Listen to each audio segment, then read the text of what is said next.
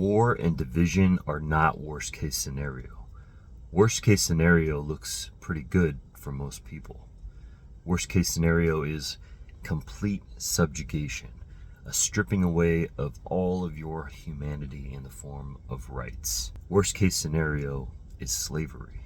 That's what Abraham Lincoln knew, and that's why we had the Civil War. And so you have to be leery anytime a strong man says that he can end division.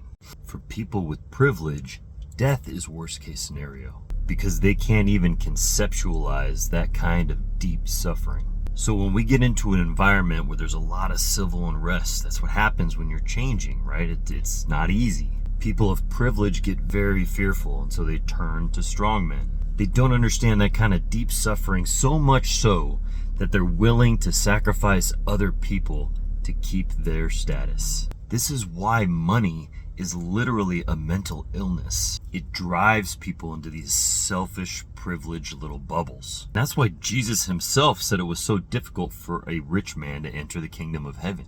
We need to look at wealth and power in a whole new way so that these people stop wreaking havoc on the rest of us. That's why you restrain wealth. And it's why you can't only rely on philanthropy, because these people are ill. We need to make it so that everyone has a shot at the American dream and no one can accumulate that kind of power. That's what our founders thought. That's what we need again.